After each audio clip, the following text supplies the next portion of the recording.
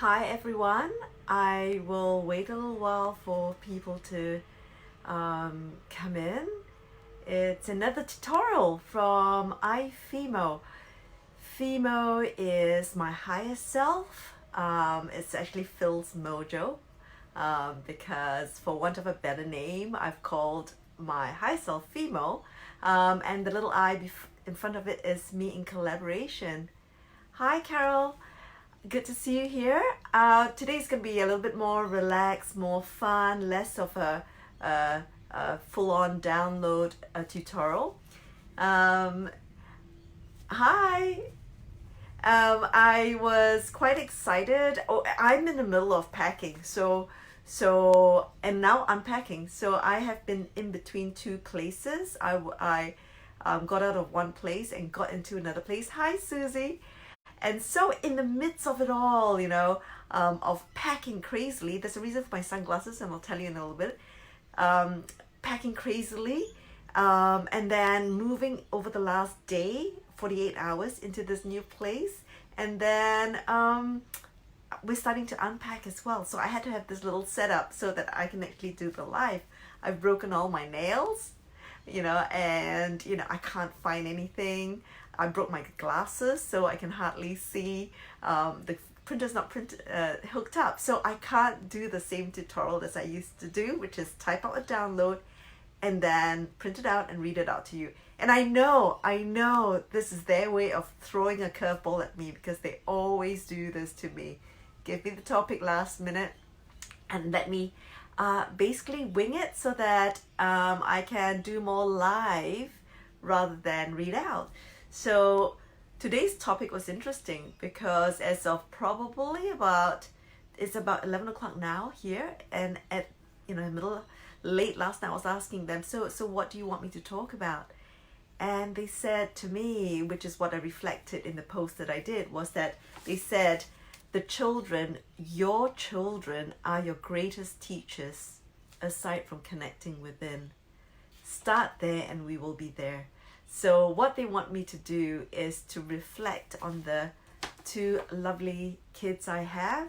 A bit of backdrop. I have a 26-year-old, Sean, and I've got a 16-year-old, and that's Asia. And what I have is that I didn't know this when I had them. I was a consultant and I was juggling with kids and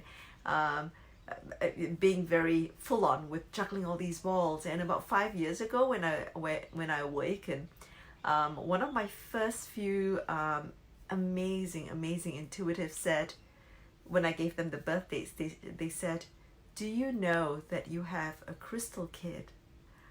Your older one is a crystal kid, right?" And I was like gobsmacked. I was asking because Asia seems to be different, and she says, "Well, Sean is a crystal kid, but do you know that you also have a crystal kid?" No, Sean is the indigo kid, sorry. Indigo kid. The first one is an indigo kid. And then they said, but Asia is a crystal kid, right? So you have two kids coming into this lifetime. And this is where I fell off the chair even more. They said, "Do you know that you're an early indigo and you're here to bring these kids in for them to do what they're meant to do?" And that was about 5 years ago. And from that moment, I shifted gears from I'm the parent, I know what I'm doing, I'm going to tell them what they need to be doing, blah, blah, blah, to I better start observing, because they would know more than I would about what they're meant to be doing. Hi, Finley, love the shades. Hi, everyone, what's going on? Well, the shades, that's a good point. I am going to be talking about my kids, and my kids are all over the internet. They've got vlog series out there. So they're going to go, "Oh, mama, what are you doing?" So this is incognito. I'm hoping they don't spot me on the internet. I was hoping at least the first few frames had sunglasses, so hopefully they won't recognize their mama, especially when the mama's talking about them. So good to see you all. I might actually get started. That was the backdrop as to who they are and why they're here, right? So they are here to be with us. They have a role and a job to do, okay? So my shades was to hide from them. They are already out there. Sean has about maybe 180 to 200,000 followers, and she brings sunshine, pure sunshine to the world. And Asia is coming and unfolding as this amazing conscious being, right? She's 16 and Sean's 26, and they both started quite young in finding who they are. So today's topic is it's about what we can learn from these kids that are coming in, because they are so special. We're here at this point in our lives where we have gone through the journey of working, of being who we are as defined by society. And these kids are coming in and showing us, well, and they're more in tune with their higher self. They're more, in some ways, enlightened than we were when we came in and we were veiled, right? And they're here to show us how to do stuff. So I'm so blessed that I have these two amazing kids that have been teaching me over time. And what's interesting is whilst I'm the mom, and when I shifted gear about 5 years ago, I'm the mom, but they're always patting the bed and saying, "Sit here, mama, let's have a chat." They have chats with me.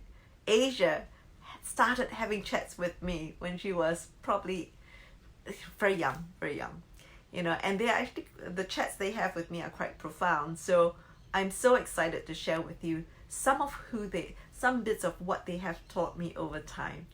So if everyone's good to go, I might just bring up topics and I'm ad-libbing along the way, hopefully. Well, they said to me, your children are your greatest teachers. Start there and we will be there. So I'm hoping the team will be here as I'm talking through the tips for life from my children. So thumbs up if you want me to continue. Good to see all of you here. So I'm going to start with Sean, who is my 26 years old. Yeah. Thank you for that. Okay, so Sean, from a very young age, kind of knew who she was and kind of knew what she wanted to do. So, but innate in her is that I would call her a warrior of joy. Right, she shines and she inspires and she taps into that amazing joyfulness within her, and she exudes it, and it's almost like that light that people come forward to and connect with. I watch her vlogs to be happy. I actually switch on her vlogs when I'm missing her. She's moved out, or when I am feeling life. I just watch her vlogs, and she is amazing in her exuberance for life. So there are a few things that Sean has taught me. The first thing that she's taught me is prioritizing happy. Now, Sean is amazing at prioritizing happy. She does, everyone's life has got ups and downs, and both my kids' lives have got that as well. But she makes it a point to keep in that happy state as much as she can. Now, both of these kids, right, remember, they are not into the sphere that we're in, right, which is about spirituality. So whenever we walk past a crystal shop, they'll say to Mama, don't go in, gypsy shop. Like, they tease me all the time. So everything that they are and how they behave and how they embrace life is from deep within them. It comes through who they are, and they do protect that as well. So one of the first learnings Sean has taught me is to prioritize happy. Whenever I'm with her, she is just up, vibrating high. Amazing to see how she's able to do this. She might be at her most stressful times, where she's presenting at significant conferences and juggling all the pieces of work that she's doing. She's an illustrator, a beautiful artist, right? Her name is Furry Little Peach. So she inspires a lot of people, but she stays in that high, happy space, right? What she does is, I believe she values happy, and therefore she keeps with a very optimistic mindset, right? And she keeps extremely positive, and she does that way more than I do. At every moment, if you see her, she might be so stressed, but her focus on prioritizing happy is really clear. I remember when she was quite young, when she was not quite young, she's 26 now, and she was 14, 15, 16. That was roughly when she started deciding that she wanted to be an artist. And she came to me, and remember that I was born and bred in Singapore, right? And Singapore has got certain trajectories when it comes to being successful and about the material life. Okay, so before I was Awaken, I've been a consultant, and I've been a very focused person in that space. And so Shan had a bit of trepidation coming to me, and she said, Mama, I don't want to be rich. I want to be happy. And she said this when she was about 14, 15, when she started wanting to consider art as her. She's always been drawing, but she was thinking of art as a career.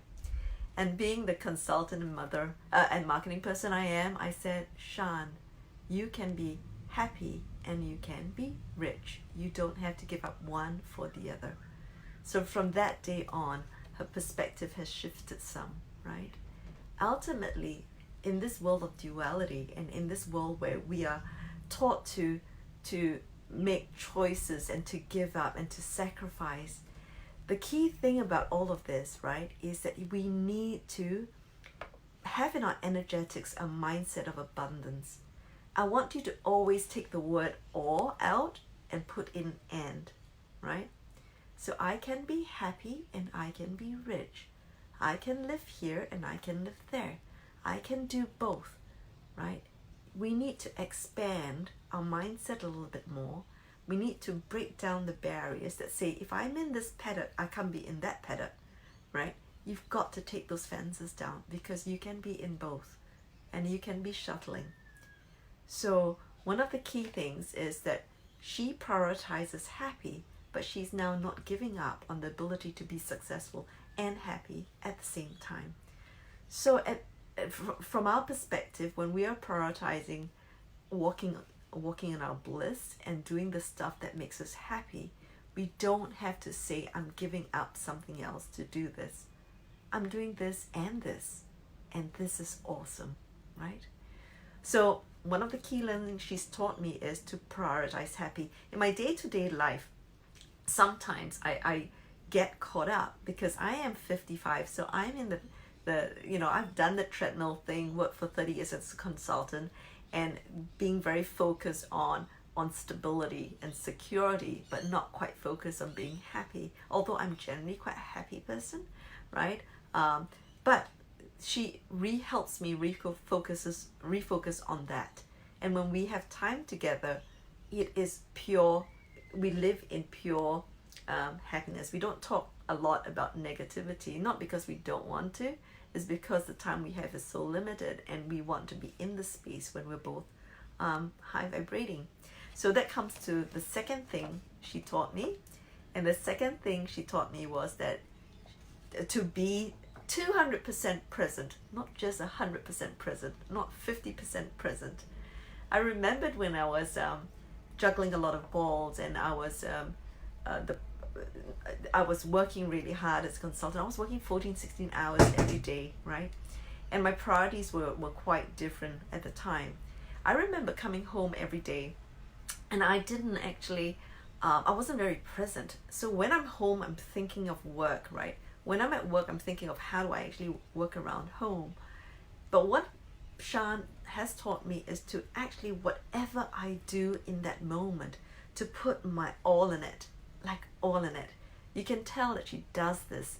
She focuses on life in that moment of time, and she puts her all in it. When she's with me, it's almost like there's no one more important than me, right? when we're together, we're having a meal or we're going to do a few days travel together, she puts her all in it. And for that, I am so grateful. But for that, I am so blessed in terms of her teaching me to be highly present. And what she does, which is really quite interesting, is she squashes in a lot in that moment. Sometimes we think if we are so present, right, we might lose out on not multitasking and all of that. But what she does is she amps up in that present moment and actually focuses on that present moment to get the most out of it, to get inspiration out of it. She does do that, but in a very present way as well. What I do is I multitask. You know, if I have to ground, I will go out to the garden and I'm grounding at the same time I'm doing this and I'm doing that and all of that. I have to be a lot more present in the moment is what she's teaching me, but I can intensify that presence in terms of what I do and how I emote in and around that. So that's number 2. Number 3 that she does amazingly, and she is teaching me this, is living in constant flow. Flow is a moment in time where time stands still. There's no time, and you're connecting with your higher self in bringing down your creative expression, right? To either solve an issue or to create. Shan is in constant flow all the time, right? She's in, I think I mentioned earlier when some of you weren't here, she is an indigo. She is a very focused person when she is creating her magic. She's an illustrator.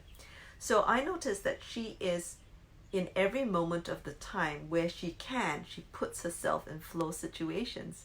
So I might have, like, I traveled with her to, I like to have travel weeks with her or travel few days with her, and we went to Melbourne. Also, we went to Tasmania. Each time we're there, she is very present, but what she does is she says, Mama, let's go out and let's go and sit somewhere. Let's go to the museum. And she brings her art stuff, and what she does, she sits there and she just looks around and she goes into that zone of her greatest passion. So whatever your greatest passion is, right, living in constant flow is key. I think there's a book called Flow, which I read 20 years ago or so, amazing book that talks about when you're in your flow moment, it is when you're trying to resolve or create something that is just that little bit above of what you think you can do, but you have the ability to do that, right? And therefore your mind gets transfixed by that moment, right? Being in the flow, when you're trying to solve something, you're in creativity, and when you're in creativity, you are in an inspired moment. So trying to put yourself in flow situations more often, more regularly, is something I learned from her, which is amazing. So being number 1, she's prioritizing happy. I'm just recapping. Number 2, 200% present in any moment of time, trying to ramp up the experiences you have in that moment. That's why it's 200% and not 100%. And the third one that she's taught me is living in constant flow. The thing is, when you find your passion and your bliss, and it is no longer, and that passion and bliss becomes the thing that you do in your work life, it is no longer work. When you're in flow, you're connected to your higher self. You're bringing down inspiration. You're creatively expressing yourself, right? And it's an expression of love in your life's work, okay? So like a lot of us, and it doesn't have to be big things. It can be big things and small things. But being in a state of flow is being in a state of alignment. They are both in the same, because you are only in flow if you are in connection with your bliss, in connection with doing the stuff that makes you happy, right? Even greater if the place that you're in bliss is a part of your mission or your purpose. So that is again something I love, to be in that state of flow. And I'm trying to do that more and more often as well. Okay. The other thing that I learned from observing Shan from the age of very, very young, she was maybe 2-3 years old, Um, she would constantly be with her pens and paper, and she would be drawing. And I remember when she was she 3 or 4 years old, she brought her pens and papers to a department store, and then she plunked herself on a thoroughfare, and it was really busy thoroughfare, and she started sketching. And I said to her, "What are you doing, Sean?" And she said, "Mama, I think if I do this and I draw, maybe they might throw money at me." So she was basking. She saw other people basking on the street, and she thought maybe that's a good way to do that. So I think even from the age of about 3.5, Sean said to me, she's really connected with her inner self. She said, "Mama, I want to be an author." I was surprised she knew that word. "I want to write and draw books." And today at 26, she has published her first children's book, and she's publishing her second. So what got her there is not, she dreams about it. So that's a way of manifesting. She thinks about it. She's happy about it. But the thing that I learned from her in this is she believes in passionate action, right? It's not just thinking about it. You've got to actually be physical about it whilst you're manifesting it. So you're thinking about it in terms of setting an intent. You put energy in terms of the passion around your thinking about it, but you need to, if you want to be an artist, take the pen, lift the pen, and do something about it. That's something that I haven't got to, because I know that I actually can do art, but I haven't done it for 35 years or more than that, maybe 37 years or so. So I think of it all the time, but I haven't actually put my hand to paper in any way. I do it in other ways. So she believes in passionate action. This is amazing. Another amazing book some time ago that I read is called 10,000 Hours. For elite athletes and elite performers in any field, you need to put 10,000 hours in, right? Instinctively, Shan knew that, and from a very young age, she's just been constantly drawing and creating and illustrating. But the 10,000 hours is really important, because you're in flow and you're doing the time in your practice, right? Why I'm saying it's really quite important is, like, if we want to do something, then we would step into that doing of that something, but you need to know that you've got to put time in it, and you got to experience it, and you get better and better in doing that. So from the time she was very young, she's had hand, pens, brushes to paper, all the time. And if you're in flow and it's a place of passion, it is not work, it is joy. It is expression of love through you, in the thing you love, right? So which brings the fifth point. What I've learned is, which is really important, because from very young, from Singapore, I used to be very focused in terms of my drive to do things for a purpose, for an outcome. But what I've learned from my elder daughter is doing things because you love it, not for where it can take you, right? It is so amazing that I can learn that from her. She constantly creates, and I watch her create, and I'm in awe of her creating. And I keep thinking, wow, not only is she putting the hours in, but she's doing it not for a specific outcome, but just for the love of doing it. Yes, of course, she's got creative work that she does for projects, but I know that even if there is no project, she will be drawing, and she will be continually doing what she loves without an outcome, without any expectations from it. Continually sketching, continually drawing, right? So that's something that is a good learning for me, because when I was growing up in my psyche, society has trained me into thinking, if it doesn't get me an outcome, why am I spending time on it?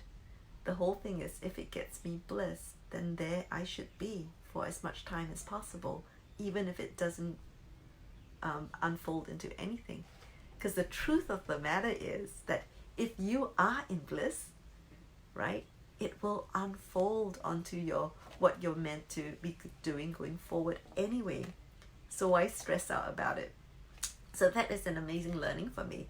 So doing things because you love it, not for where it can take you, is a key learning for me. So I see things quite differently now with different lenses. I do things if I'm happy, if it makes me happy, right?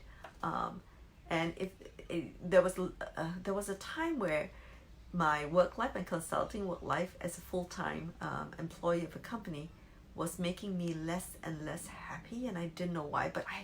But the way my makeup coming from Singapore is I've got to persevere, I've got to endure. It is for the family, it is for, so I kept enduring and enduring it. So what happened was it combusted. I just could not do it anymore, right? I was doing it for a purpose, and that purpose wasn't right for me after a certain point in time. So now I am following that phrase, follow your bliss, a lot more, and just doing it and enjoying the moment a lot more. And as I do it, it unfolds beautifully. And it's crazy how synchronicity comes into play when you're in bliss. So I would encourage everyone to do bliss and to let things unfold for you. And don't have any expectations. Just stay in bliss, enjoy it, do things because you love it. That's just it, quite simply, right? The other thing that I learned from my firstborn is she is beautifully childlike in her heart, right? Beautifully innocent. She lives in wonder all the time.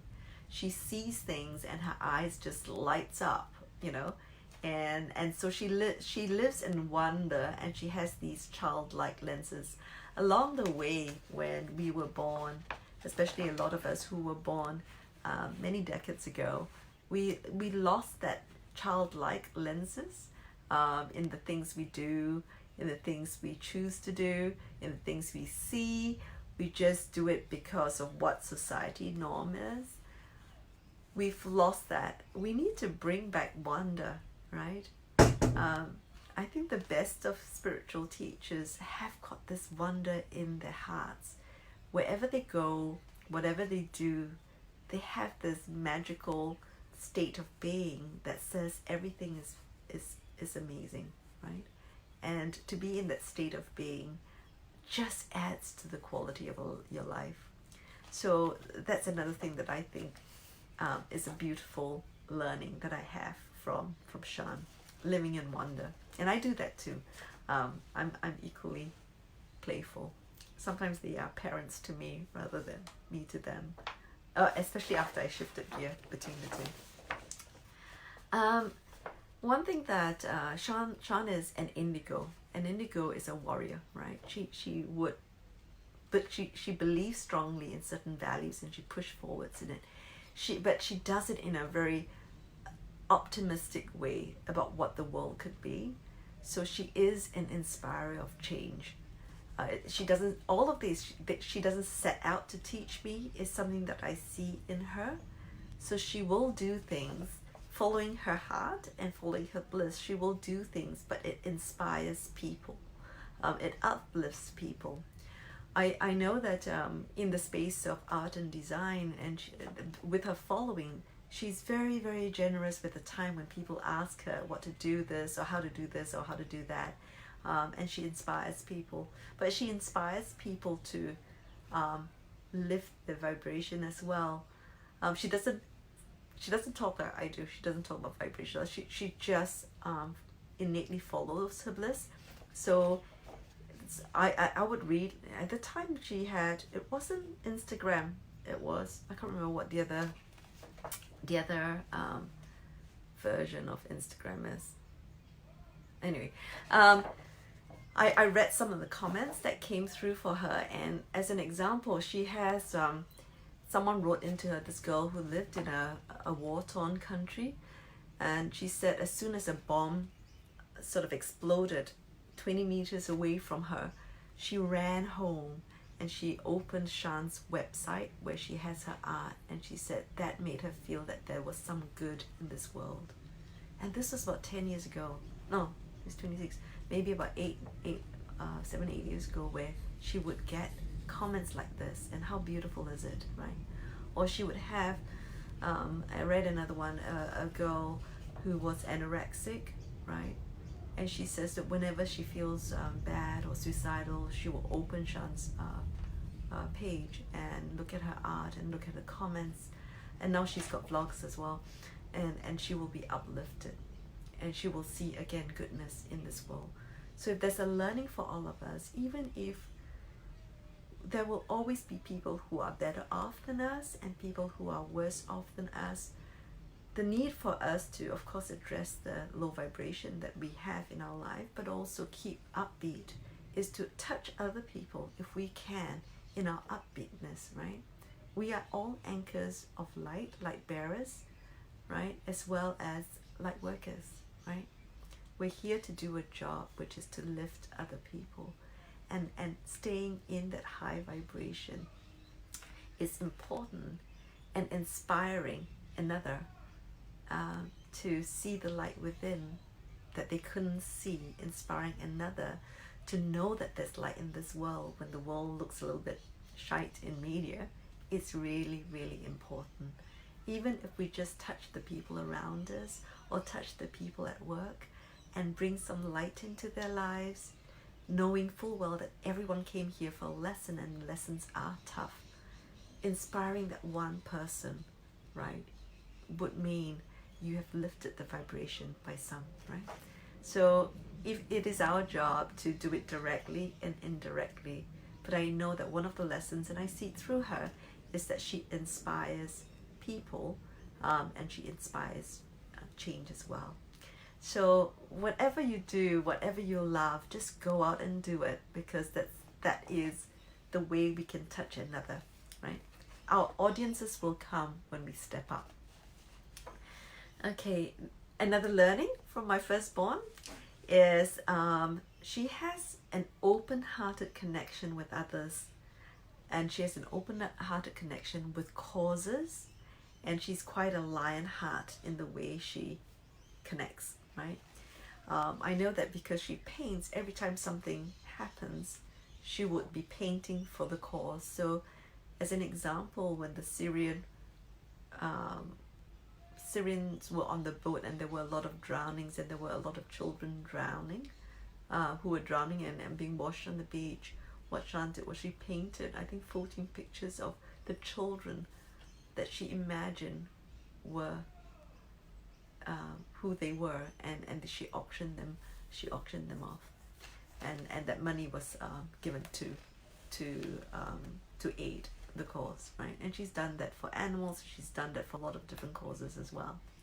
So it is a very open-hearted connection. She is a giver, but the thing I learned from her is not the giving bit, because I give quite a lot, but she is very protective of her time when she is giving. So she has good discernment about this, and I can, she is very clear.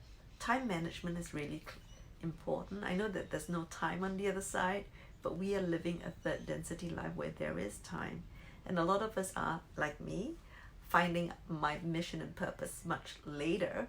And what I'm finding quite interesting is that either the energies around us that may not want us to get into the space we're meant to get in, right?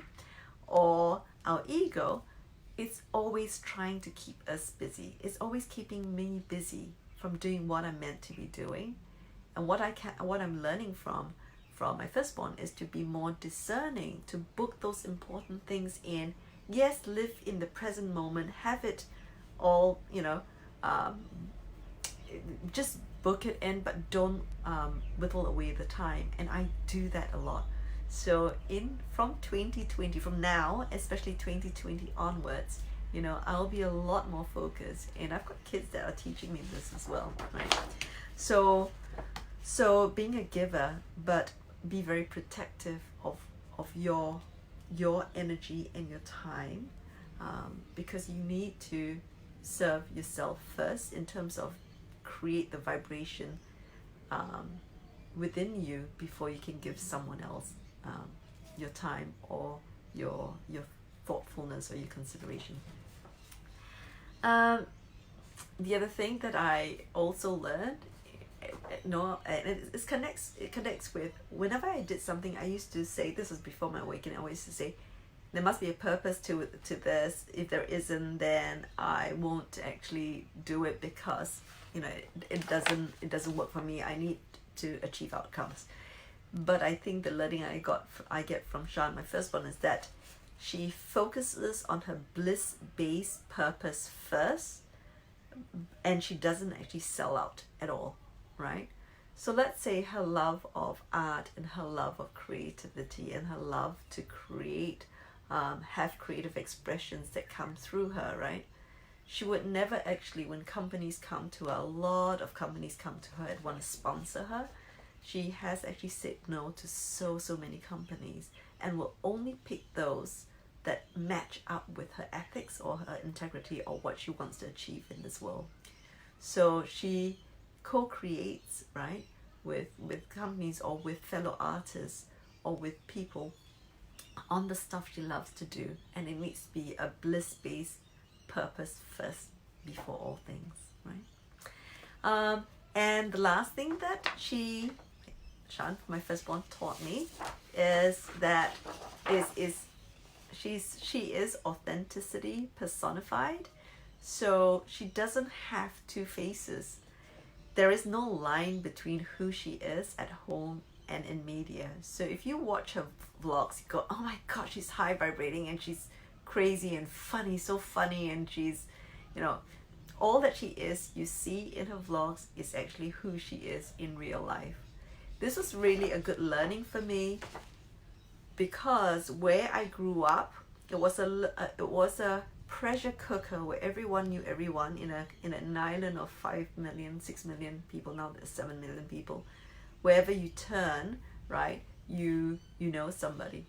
And in these hot pot, the pressure cooker situations, like the Hong Kongs of this world, the Singapores of the world, face is very important, which is the image I project outward is really important.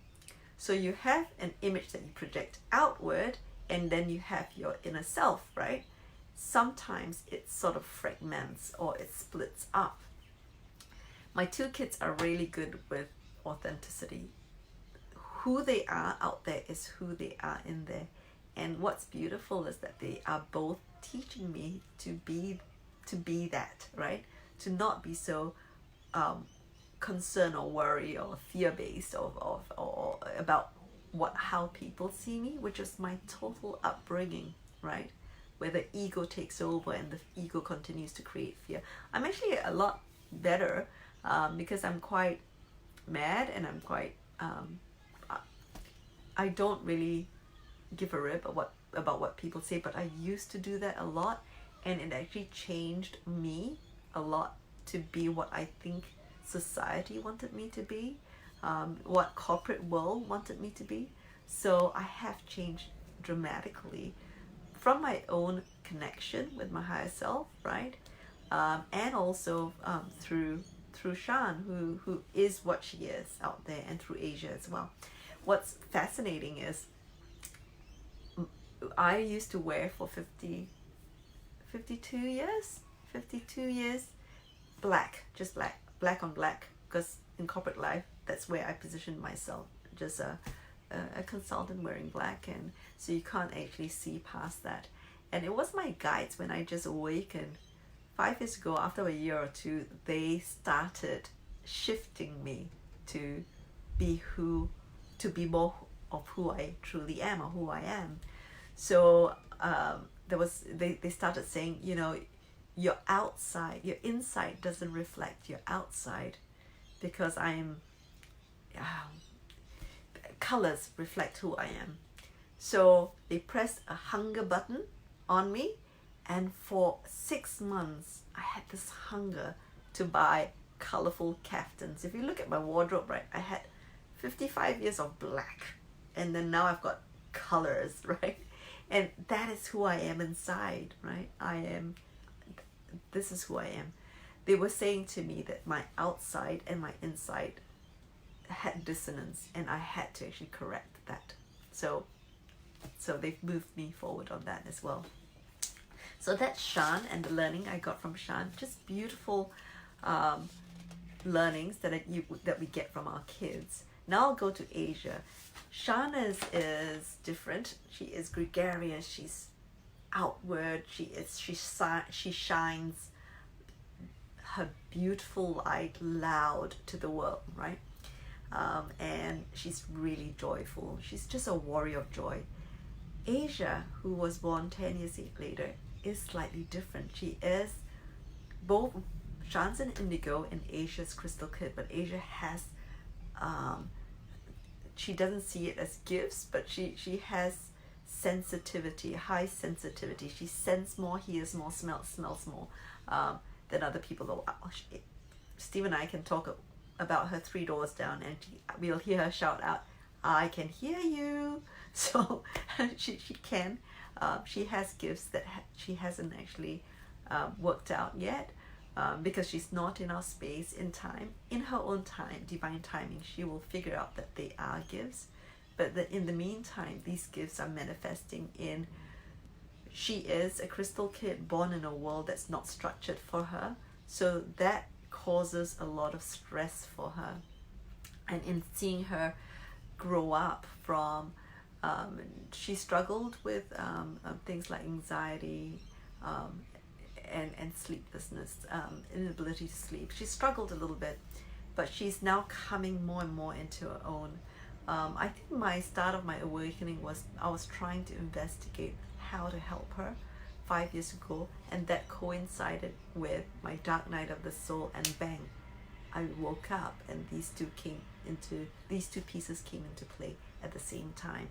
My understanding of this whole space, my understanding of the new kids coming in, the new beautiful kids who are energetically different.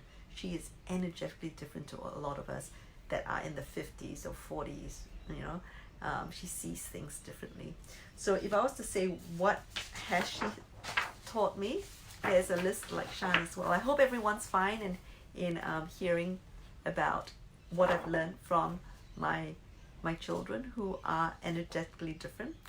Asia for me is a warrior of inner peace and a warrior of inner harmony, if I can say the thing that she holds strongly for.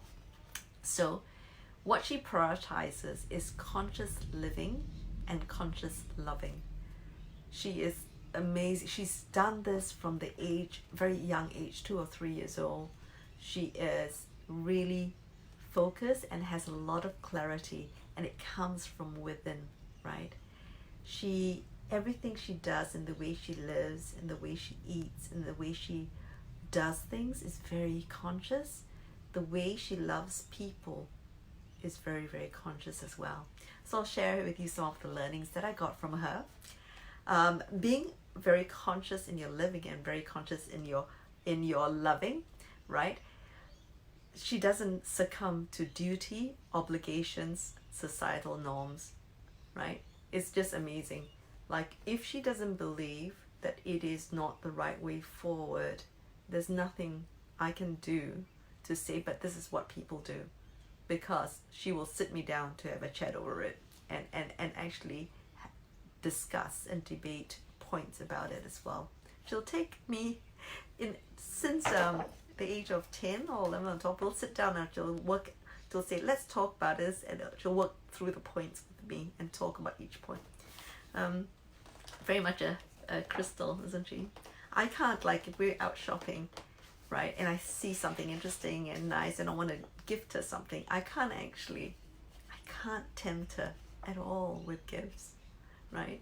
So even from young, if she doesn't want to eat something when she's very young, let's say 3 or 4, there's no point actually saying, oh, you won't have pudding or you won't have dessert, because she'll say, that's okay, I don't want it. So there's nothing I can.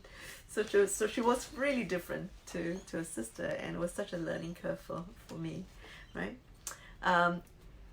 So very conscious living and very conscious loving, which I'll talk more about later. Something else I learned from her is she's very compassionate. It's you before me. She's got an attitude of you before me, unless it hurts me. So what's beautiful is she has strong boundaries, but she will always care for someone else, right? What I didn't have was I didn't have boundaries for many decades of my life, 4.5 decades of my life, and I allowed, I did things out of helping people, but obligation, but she has boundaries, and if there's something we need to learn as light bearers and light workers is we need to have a strong sense of boundary. We don't need to fight over what the boundaries are, right? We don't need to say you're wrong, I'm right. No, we just need to have it there. So whatever we do, we are keeping our space sacred. And she has that from a very young age. The you before me thing, she is a compassionate crystal kid. From maybe 8 to 10 years old, she'll come home every day from school, and rather than me say, how was your day, she will be the one that says it first. How was your day, Mama? What did you do? She does it to this day. To this day, she'll ask me and talk to me about my day. So that's amazingly beautiful. Then from the age of 12, 13, 14, her thoughts would be, what can I do to make you feel better? And that's such a beautiful learning for us. When we are reasonably sorted, we're observers and we're aware of who we are and we understand this game we're playing. The people who are hurting may not have that understanding.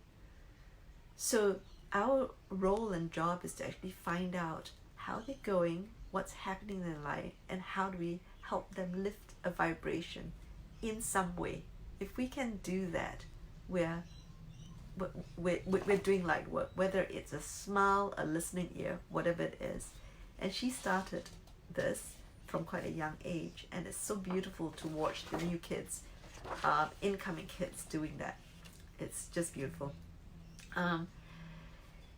The other thing is compassion for her. This is the new kids coming in, does not live in the mind. It lives in action. So it's not so much about feeling bad for the other person or talking about the person. It's actually doing something. It started very young, from the age of 6, when I split up with her dad. And I was in tears, and she wrote, she didn't know music, right? As in she wasn't taught music or anything, but she wrote a 7 octave, it was like a music score, and she kept singing the tune over and over again, right? And it says, my mama's love song, because she wanted me to feel better. So she wrote me a song in her head, what she thought music was, and she put little dots on the 5 lines, right? And she would sing it over and over again. So that for me is the way what she's teaching me is compassion in action. It's just not compassion in the way we think about a situation. How can we physically make someone, in this physical reality, make someone feel better, right? She would she made a tissue box. She drew all over to make sure I felt love, and there was tissue, when she was 6 years old, when the marriage broke up and I was crying, she made me a tissue box, and that's just amazing too. She felt my needs and she created the stuff that would make me happy. Okay, this is something that's really interesting, right? I said Shan is 200% present. Asia is too, but she wants to make me 200% present, right? So from again, quite a young age, when I'm multitasking or doing stuff and all of that, she will say something in chat, and she'll say something like, okay, Mama, can you repeat to me what I've just said? She actually pulls me up on this, right? I think she was in elementary school when she started asking me to repeat what she said, you know. So she wants me to be in that space of presence, and she's teaching me that, right, by connecting with me over the interest that we both have, right? Yeah. So there's something else that's linked to this. She is very focused, and this is a good learning for all of us. She believes in making time for quality connections. So for some time now, she would make sure that we are connected on a day-to-day, but she started creating dates we have, regular dates to have with me. And in these dates, we would go do things and not talk about what I need for her to do or what she needs from me. Nothing. It's just talking about everything else, and just staying very present and getting to know each other more and more over the years. So I'm liking that. When we are in that space, is no technology. We don't even need to say it. We don't have it with us. So quality time is something that she believes really strongly on when it comes to loved ones. So I'm really proud of her for being so focused on that. Okay, I think there's a few more. I'll run through this more quickly. She has this, as a crystal kid, a strong sense of fairness in loving all without being influenced by judgment. So let's say if something falls apart, like we are in conflict with someone else, right? That conflict exists between you and that someone else. And if she knows this person, it does not impact her. So that's really interesting, because she very clearly tells me, well, that is a conflict, or that's something between you and XYZ, is not between me and XYZ. So I will continue the relationship I have with XYZ. And she has a lot of clarity there. She has a lot of fairness as well. When she was young, when her dad and I split up, she would say, okay, so if you're going to have Christmas, you're both going to have Christmas, or if you're going to have this date, then Papa should have that date. If you have this, then Papa should have that. She had a sense of fairness about it, and that's great. You know, that's what we should be doing. So learning from our kids about that is amazing, right? Also, like Shan, Asia prioritizes creative expressions. There's a need for her to create. All of us are creators, right? But we don't actually prioritize our creative expressions, or moments where we can bring inspiration down in some form of creativity, whatever our creativity is. My two kids have got the same similar expressions, which is visual arts and visual design and illustration and drawing and all of that. But on top of that, Asia has other interests as well. So she chooses. So even though we're in the midst of schooling, when she was going through the formal schooling and she had exams and all that, she will always say, but I need to make time for XYZ because it's really important to me, right? Or what she'll say is, it's what makes me happy. I need to make sure I have time for that. I think quality time with connections is the same for her. She might have the day job, being a student, right? Having exams, doing all the different things when it comes to schooling, because this world is set up that way. But she has a lot of clarity that is only one aspect of her life, right?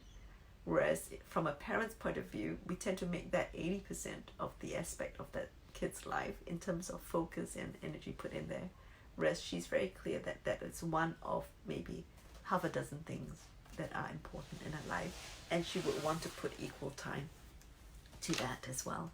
So that's a really good learning for me, because sometimes I am so focused, especially when I used to be a consultant, on that one thing, which is to bring the bacon home, you know, and to create the right life for myself and my family. But there is more to life. I deprioritize happy. I deprioritize me in the scheme of things. So work came first with family and then me right at the bottom. Whereas for her, she has a lot of clarity. Remember, she's a warrior for her inner peace and harmony, and creative expression is a key one. So if you have any creative expressions, go for it. Find out what makes you happy and blissful in that creation, and prioritize that as well. Okay.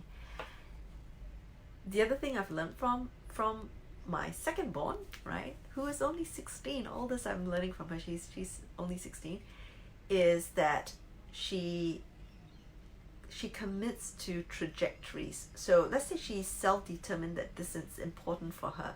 As an example of conscious eating, she commits to that trajectory. So what she does is she gets really passionate about it, and what she does is then she would research it, know a lot about it, and also fight for it, right? From quite young, she believes in conscious eating, so she started cooking for herself at 13 because she couldn't eat the kind of stuff I cook. It wasn't good enough because in her view she did not know what I put in, and she needs to know what I put in. And I was worried for a long time. I thought it was, you know, the teenagers dieting fat, and she's quite slim by nature, so I started worrying about whether she is not having enough weight on her. And she would say things like, I'm going to do this, you can't change my mind, right? But let's have a conversation over it. Let's talk about the issues that you're worried about. This is when she was 12 or 13. She sits me down to have these conversations because she's self-determined what's important to her, which is conscious living, of which conscious eating is part of it, and then she commits to that and she finds out about that, right? What was really interesting was 3 years ago, when I was still worried about it, right? My guides sort of knocked me on the head or my higher self and said, hey, right, you at 50-ish are trying to get into it, and when she's getting into it, why are you putting up barriers for that, right? They're saying that it's a natural thing. They're connected to their higher selves, and therefore they are of a different DNA. They are more knowing than we are, who are awakened much later. So they were saying, why are you stopping her? Can't you see the irony of it? And it was ironical. But yes, so she has a trajectory, she commits to it, and she self-determines, and she will fight for it, right? In a very rational, calm way, she will talk it through, right? And so again, from that age of 12 to 13, she's more of an introvert. She gets her power from being with herself. She doesn't like confrontation, but she takes on hard conversations. I'm learning this from her. I was never comfortable taking on hard conversations, right? And for someone so young to step up to it when the world is structured in a way that's not aligned with her, you know, but because of her being an advocate of conscious living and conscious loving, she would have those conversations. So what was really interesting was when she was 12 or 13, she has this thing of not wanting to disappoint me in any way, and I do not wish for her to do that, but that's something that is in her makeup. But she wants to have these conversations. So what we have was that kinship counter, and she wants to have a conversation, but she could not actually see she didn't want a face-to-face to have that chat. So I set a one counter facing that way, and she sat on the other side of the counter on the floor facing that way, and we had a conversation that way, right? Because she didn't want to see any expressions that will stop her from saying the stuff she needs to say to me. So that is so powerful for someone so young to have an adult discussion about that as well. Okay, so that's something else I've learned from her. Have the tough conversations, but actually sit down and be very knowing of the stuff you want to talk about and knowing why. Don't, she is quite contemplative, right? She's gone through, she's a thinker, she goes inwards and she thinks a lot. So she would have thought a lot about an issue before she would have brought it up already. And she would have researched it. And so she would know a lot more than I do. Okay, so a few more, and then if there are any questions, I'm happy to answer that, especially if you want me to put on the lens of my kids to answer that, I could do that too. Okay, so she's teaching me discernment especially when it comes to media. From a young age, she has rejected popular thinking and she's rejected hearsay, right? So constantly, whatever we see and hear out there always asks us, is that truth at all? This is even way before we've got fake news and all of that. It needs to be looked into, and know that whatever's on the internet may not also be truth. Because there was something I was trying to research, right? This was 20 years ago, and I found out that of the 500 over articles, about 90% were written by companies through another form to make it sound like it's okay, right? So we have to be quite discerning about it. So she would always ask me, where did you learn that from? What are your sources? Who are your sources? Are they credible? And she would ask questions like that. And that's kind of a good thing for us to get into too. But a lot of us are in 103, so you can actually go within and ask, right? Ask, is that truth? And feel into what you're reading or what you're hearing, right? And don't take all that's out there as truth. And there are many different paradigms of truths anyway, right? Okay.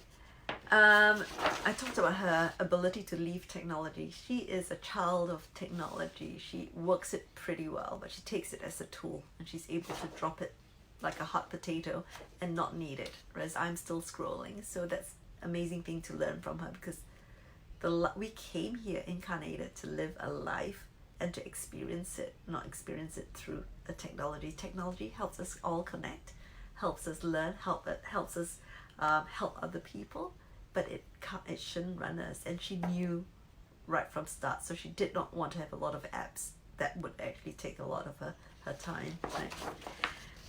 A few more to go. What Asia does from a young age, which I love and I've learned from her, is appreciating others aloud and to them, which is a really odd thing. She went to Singapore and she was about 10 or 12 years old, and she said to my mom, she said, "I'm sorry I didn't appreciate you more when I was younger." And she gave my mom kisses and cuddles and said that to her, to say that, there's so much to appreciate of my mom, but she did not appreciate it. And for a child who doesn't see, I live in Australia, Sydney, Australia, my mom lives in Singapore, she doesn't see my mom about once a year, maybe twice a year. For her to actually openly say that is an amazing thing. So that's a good thing to learn, right? To appreciate another openly, right? It does actually raise the vibration. When you do that, you sometimes what you say may not have the impact in that moment of time, but when a person trips up in life or falls down, those words are precious and can be sustained, right? So it's free for us to appreciate our others aloud, and this is such a great learning for us to do. People we know, random people around us, it's actually great to appreciate them, something they're doing or something, or who they are, what they were, whatever, inside and out. Just appreciate them aloud. That's what I've learned from Asia as well. Another one I've learned from her, and again, she is a warrior of inner peace and harmony, and she doesn't let things wreck it. Although her life's contrast has created anxiety, but she is building her core to be really strong.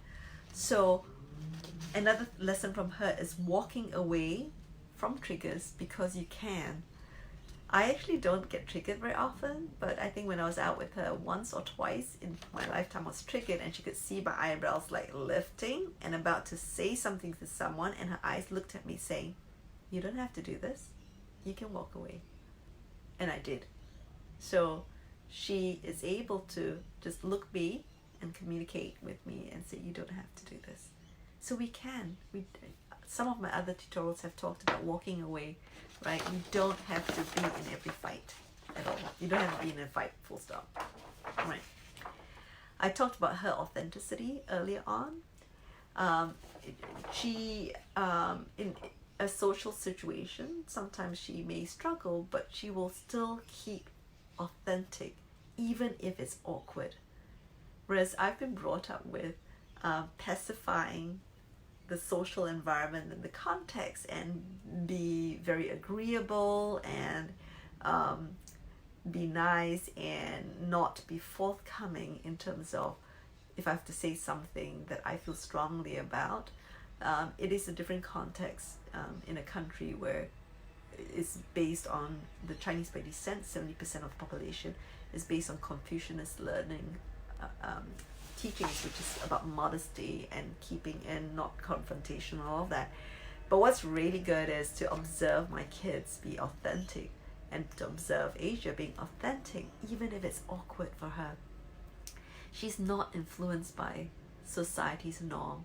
So when something happens and everyone uncomfortably starts laughing or agreeing, if she doesn't believe in it, she won't. She has that, there is this book called Highly Sensitive Children and Highly Sensitive People. You're on a spectrum. Right on the other end is non-functioning autistic kids who are highly sensitive, but coming back is a fully functioning people, but they've got high sensitivity.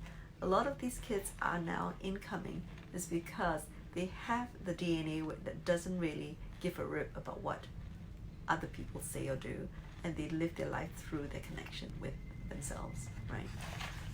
So she has a bit of that, and it's really good to learn from that, because as I was growing up, we were conditioned or programmed to be amiable, right? And I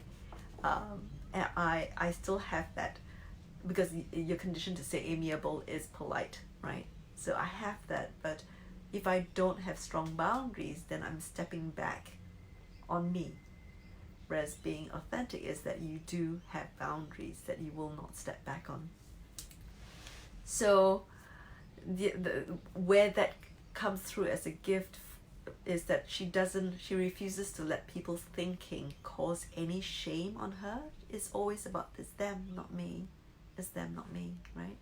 So she has had challenges, and for her it's like, yeah, no, this is who I am. This is what it is, right? And she doesn't let anything stigmatize or shame her, and that's really powerful. If we can live that way, it is a powerful way to live. And then the last one is that she has an amazing acceptance of beauty in everything in this now time. So when I'm doing stuff and I say, oh yeah, I gotta do this because I got wrinkles, she'll always say, but Mama, but you are beautiful. What are you doing? You don't need that. But if you want to do it, but you're not needing that, right? She will always remind me, right, that it is okay, that we have to accept ourselves. This is who we are. This is what we are. Accept it rather than fight it. Especially for the aging side of it. Things will start falling down, whatever. You just have to be more accepting of it and more embracing of it as a part of your life, as a journey, right? So she is constantly reminding me of that. So that is again something beautiful that I do learn from. So I've got two kids. One is an indigo kid. One's a crystal kid. They're really different. They're both warriors in their own way, slightly different, done differently. But so amazing is observing these kids unfold. I've always said that my job as a parent is to basically make sure to put a safety net out for them, but step aside and let them unfold, right? Let them unfold to be who they are rather than try to channel them into what we think they should be doing because of what society is. Because the truth of the matter for indigos and for crystal is, especially crystal rainbows, they are built energetically for another world that they are trying to call in. If we try to push them into the world that we are familiar with, then they are not able to do their jobs calling that in. And that's our job. Our job is to protect them and to allow for their being as human beings incarnating human beings trying to do a job, to bring in the new earth, right? To bring in a new space. And I had my third kid, my fur kid, called Aki, right? There's only one learning there for me. There are a few, but there was once I was looking at Aki. She's my greyhound. We rescued her when she was 18 months, and she's about 6 years ago. 6 years old. And I remember the last dog I had was a teenager. And in the days of the past where we had animals, right? Dogs were dogs, cats were cats. They were pets and we were humans. And this was when I was a teenager. So we would not treat them badly, but we would not see them. We would see them as pets, okay? So when I had Aki, when she was a year into having her, when I had her, I was telling Stephen, okay, she's going to be an outside dog. She's not going to come in. She's going to have a kennel out there. Within 1 week, she was in the house. Within 1 week, I made the mistake of getting her on my bed. She's huge. So where Aki is, her feet's up. They're very long-limbed into my face. So we got her to go down. But ultimately, the discussions I would have with Stephen is like, okay, at what level can't we afford to keep Aki in terms of her vet bills and all of that? We need to be. I was so certainty conscious, right, so certainty conscious. So I wanted to even place certainty on what I would do for Aki and what I wouldn't do for Aki. So I was in the kitchen one day and I was going playful, just thinking in my little trance state, and I was going, I wonder what our soul contract is asking the universe about why Aki's in my life, right? And I heard Aki's energy say, I'm here to teach you that we, human and animals, are all equals, right? And that, for me, gobsmacked me, because I had this space where I was still seeing, before I was awakened, right, that there was a difference in terms of who we are and who they are. Now I'm seeing a different picture, and a lot of them are our teachers anyway. So Aki is here to teach me as well, and she is my fur kid. So I'm hoping this was useful and helpful. Hi Amy, Michael and Susie.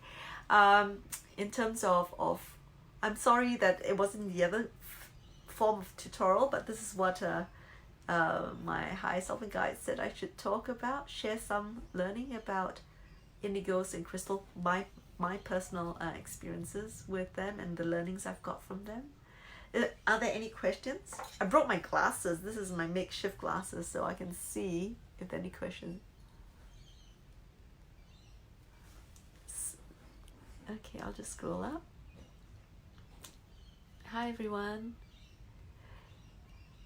Thank you for watching. Susie says you forgot all about time and space in the creative zone. Ooh. And she put a smiley face.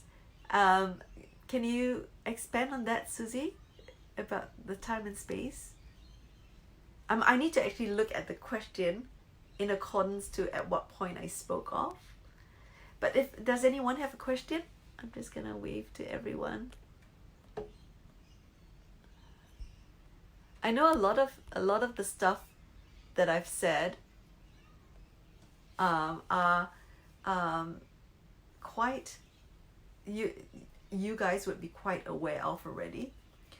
But what I'm finding in this learning with my own kids is that these kids, incoming kids, are different, and it is real that they are different. They're not just a shade different from who we are, for those who are in the 40s and the 50s. We're talking about indigos, which is the 20s, right? And then we're talking about the teens and the incoming ones even younger. They are different. They're here without the accepting of the preconceptions that are set up, because they're here to do a job and not being influenced by it. So for those who have got kids who are growing up, be prepared that you will be having conversations like I do with my kids. But it is inspiring. It is just inspiring to see that they're different, and to know that where we want to be and what we want to do is where they already are, and to be inspired by their actions. So at the start, they said, my higher self said, go within for wisdom. Or when you're looking for example, look at the younger ones. And for those who have kids, right, we've got to greenhouse them. We've got to greenhouse them, give them that safety net, but step aside and let them do their thing. That is one of my key learnings with my two kids. I came from a world where I'm going, okay, with certainty consciousness, and I need to make sure life goes swimmingly well. I had to sort of pull back and say, no, they are the teachers. What do they need for them to do their stuff?